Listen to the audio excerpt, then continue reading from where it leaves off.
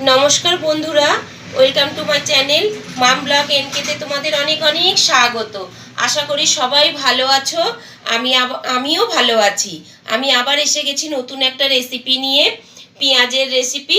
চলো আমি এটা কিভাবে বানিয়েছি আমার পাশে থাকো, দেখতে থাকো।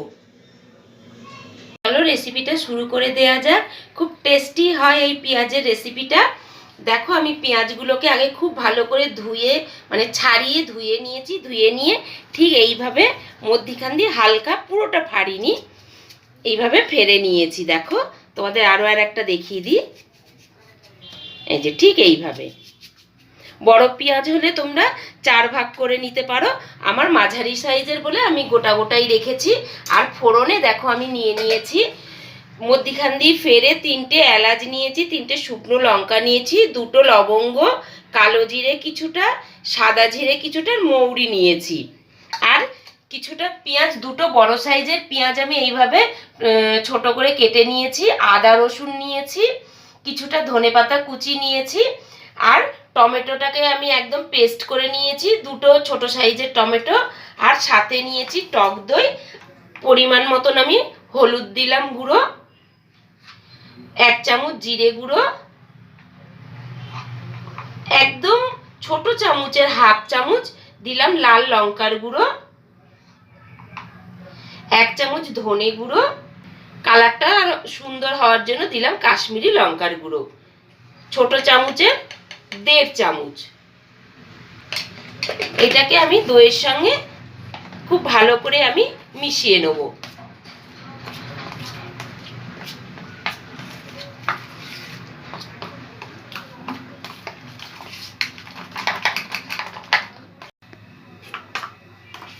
ভালোভাবে গুঁড়ো মশলাগুলো আমার দইয়ের সাথে মেশানো হয়ে গেছে। চলো এবার মূল পর্যায়ে চলে যাওয়া যাক। ওভেন জ্বালিয়ে ওভেনে কড়া বসিয়ে আমি বড় চামচের 3-4 চামচ সাদা তেল দিয়ে দিয়েছি। তেলটা আমার মোটামুটি গরমও হয়ে গেছে। এই পর্যায়ে আমি পেঁয়াজগুলো সব ভেজে নেব।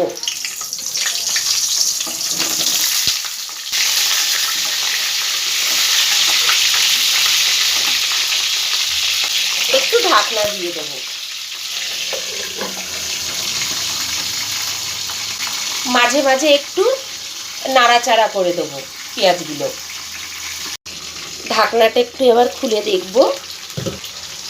দেখো পেঁয়াজগুলো আমার ভাজা হয়ে গেছে। এর থেকে বেশি আর ভাজার দরকার নেই। এবার সবগুলো আমি তুলে নেব। লাঞ্চে বা ডিনারে যদি এইরকম একটা রেসিপি থাকে, আহা, আর কিচ্ছু লাগে না।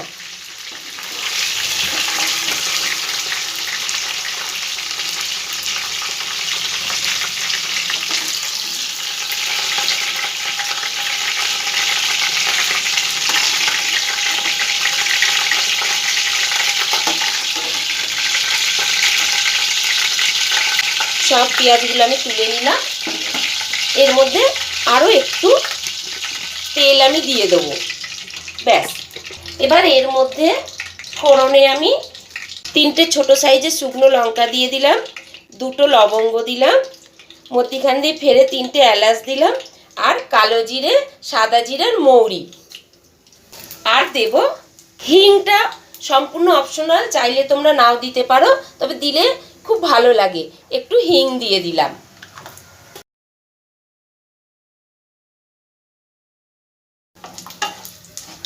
খুব সুন্দর একটা গন্ধ বেরিয়ে গেছে। কুচো করে রাখা পেঁয়াজটা আমি সম্পূর্ণ দিয়ে দিলাম।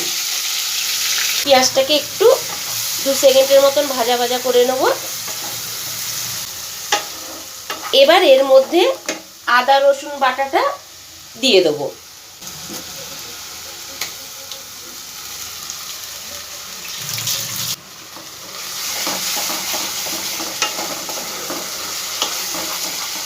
এটা আরও 2 সেকেন্ডের মতন নাড়াচাড়া করে নেব।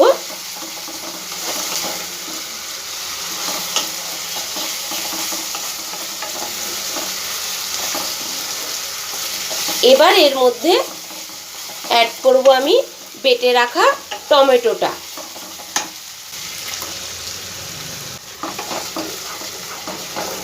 খুব ভালো করে মশলাটা আমি ভাজবো। এই পর্যায়ে আমি স্বাদ মতন নুনটা দিয়ে দেবো। অল্পই দিলাম, লাগলে পরে আমি আবার একটু অ্যাড করে দেবো।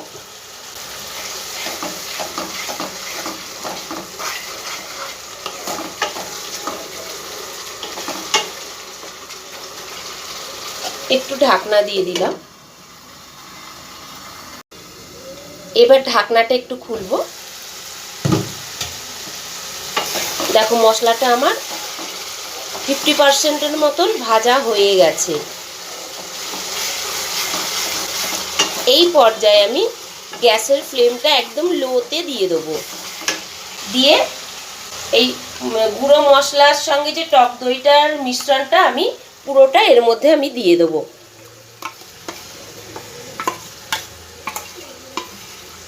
গ্যাসের ফ্লেমটা কিন্তু একদম লোতে করে দিতে হবে, নাহলে কিন্তু দইটাকে ফাটিয়ে দেবে।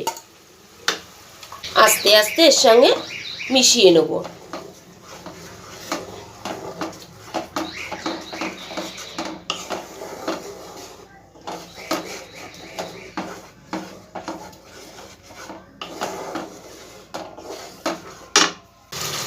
আরও একবার আমি ঢাকনা দিয়ে দিলাম, আর গ্যাসের ফ্লেমটা আমি মাঝারিতে দিয়েছি।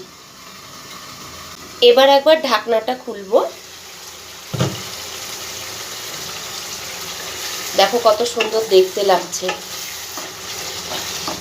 স্বাদটাকে ব্যালেন্স করার জন্য, তোমরা তো জানো পেঁয়াজ এমনিই মিষ্টি, তবু আমি খুব ছোট চামচের হাফ চামচেরও কম আমি একটু চিনি দিয়ে দিলাম স্বাদটাকে ব্যালেন্স করার জন্য।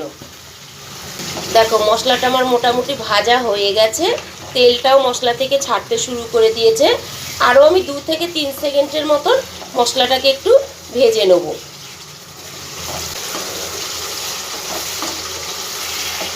তোমাদের যদি আমার এই রেসিপিটা ভালো লেগে থাকে, এখনও যারা সাবস্ক্রাইব করোনি তারা আমার চ্যানেলটাকে সাবস্ক্রাইব করে দিয়ে পাশে থাকা বেল আইকনটা ক্লিক করে দিও। আমি নতুন নতুন ভিডিও আপলোড করলে তোমাদের কাছে নোটিফিকেশান চলে যাবে। আর তোমরা একটু লাইক কমেন্ট শেয়ার করে দিও। আর ফেসবুক পেজ থেকে তোমরা যারা দেখছো তারা আমার পেজটাকে একটু ফলো করে দিও। দেখো মশলাটা আমার খুব ভালো করে ভাজা হয়ে গেছে, তেলটাও মশলা থেকে ছেড়ে দিয়েছে। এই পর্যায়ে আমি মশলা ধোয়া জলটা আমি সম্পূর্ণ দিয়ে দিচ্ছি এর মধ্যে। আরও একটু জল আমি এর মধ্যে দিয়ে দিলাম। ভালো করে মিশিয়ে দেবো, মশলার সঙ্গে জলের সাথে মিশিয়ে দিয়ে আমি একটু ঢাকনা দিয়ে দেবো। ফুটে ওঠা অবধি অপেক্ষা করব।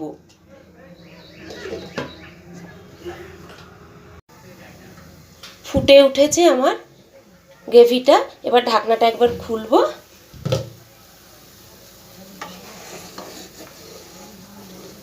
এই পর্যায়ে আমি ভাজা পেঁয়াজগুলো সব দিয়ে দেবো।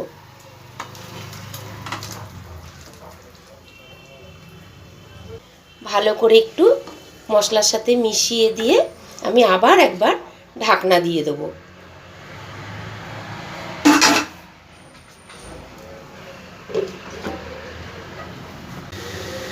ঢাকনাটা এবার একটু খুলবো। দেখো কত সুন্দর দেখতে লাগছে।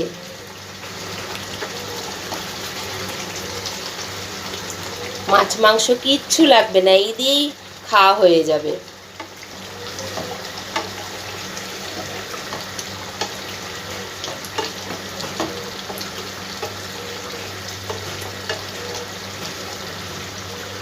দেখো ফাইনালি আমার হয়ে গেছে পেঁয়াজের রেসিপিটা।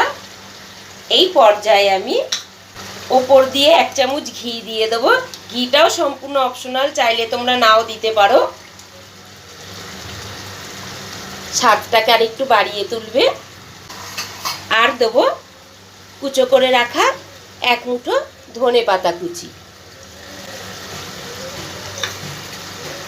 এগুলো একটু ভালো করে নাড়াচাড়া করে নেব, করে নিয়ে নামিয়ে নেব।